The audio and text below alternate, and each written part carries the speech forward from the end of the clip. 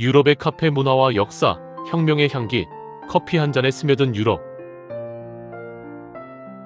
1683년 오스만 제국의 군대가 빈을 포위했습니다.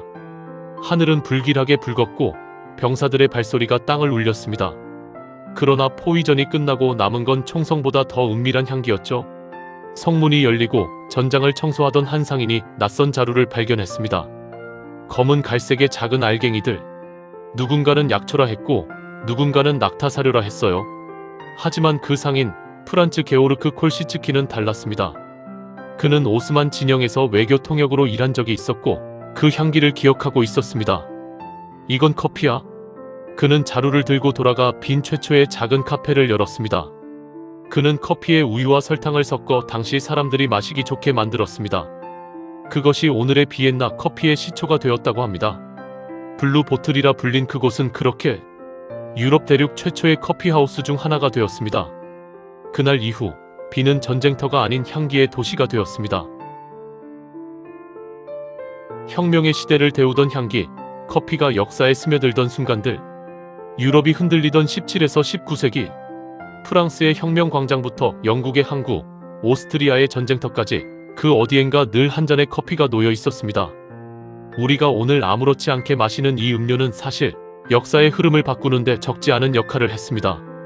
이 시대의 커피는 단순한 음료가 아니라 사상가의 연료이고 혁명가의 무기이고 상인의 정보망이고 첩보전의 도구였습니다. 그 향기는 늘 격변의 한가운데에서 피어올랐습니다. 카페에서 시작된 프랑스 혁명. 프랑스 혁명사를 다룬 책들은 종종 이렇게 말합니다. 프랑스 혁명은 카페에서 시작되었다. 파리의 카페는 오늘날의 SNS보다 더 빠르고 넓게 정보를 퍼뜨리는 공간이었습니다. 서로의 얼굴을 보며 토론하고 소문을 확인하고 기사를 공유하고 때로는 선동문을 쓰는 곳. 특히 카페 프로코프는 예술가와 혁명가의 베이스 캠프였습니다.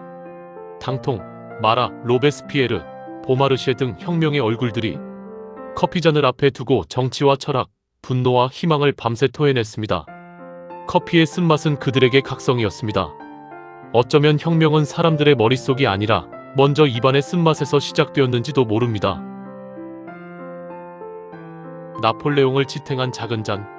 전쟁과 커피는 어울리지 않을 것 같지만 나폴레옹에게 커피는 전쟁의 필수품이었습니다. 그는 말했습니다. 커피를 마시지 못한다면 나는 죽을 것이다. 그의 군대는 이동할 때마다 작은 로스팅 장비를 챙겼어요. 병사들은 총과 탄약 못지않게 보급 커피를 기다렸죠. 졸음을 쫓고 긴장을 가라앉히고 잠시 고향을 생각하게 하는 향내. 유럽이 전쟁의 회오리에 휘말리던 그때 군인들의 손바닥에 남아있는 커피 향이 그 시대의 또 다른 기록이었습니다. 카페는 정보가 오가는 작은 전쟁터였다. 혁명 반혁명 세력이 뒤섞이던 파리에서 카페는 정보의 최전선이었어요. 말 몇 마디가 투옥을 불러올 수도 있었기에 사람들은 커피잔을 내려놓기 전 잠시 주변을 살폈습니다. 스파이와 정보 상인들이 테이블 사이를 스치고 심지어 영국의 첩보원들은 커피값을 계산해주며 혁명가들의 대화에 슬며시 끼어들었죠. 커피 향 사이에는 늘 누군가의 감시, 누군가의 침묵, 누군가의 결심이 있었습니다. 영국의 커피하우스, 위키피디아와 주식시장, 신문사를 합쳐놓은 공간. 한편 영국에서는 커피하우스가 독특한 문화를 이루었습니다. 펜과 커피가 세상을 움직였다. 사람들은 아침이면 커피하우스로 향했습니다. 정치 토론, 날씨 정보, 고향 소식, 해외 무역 루머, 심지어 항구에 도착한 배의 돛색깔을 망원경으로 확인하고 주가를 예측하는 정보 장사꾼도 있었습니다. 이 가운데 특히 유명한 곳이 로이드 커피하우스. 선원과 무역업자들이 정보를 나누다가 결국 이곳에서 세계적인 보험사 로이즈 오브 런던이 태어났죠. 커피 한 잔이 새로운 산업을 낳은 것입니다. 커피를 금지한 왕, 그리고 실패한 정책. 프리드리히 2세는 커피 때문에 사람들이 전통 맥주를 마시지 않는다라며 실제로 커피 금지령을 내렸습니다. 그는 성명을 발표했어요. 베를린 시민들은 커피 냄새 때문에 독일의 정신을 잃고 있다. 그러나 금지령에도 사람들은 커피를 포기하지 않았습니다. 몰래 볶고 몰래 팔고 몰래 마셨습니다. 오히려 커피는 더 인기 있는 음료가 되었습니다. 어떤 욕망은 억누를수록 더 향기로워집니다. 한 잔이 만드는 역사. 혁명의 시대 유럽을 따라가다 보면 커피는 늘 장면의 한가운데 서 있었습니다. 누군가는 커피 위에서 혁명을 논했고 누군가는 커피를 통해 정보를 사고 팔았죠.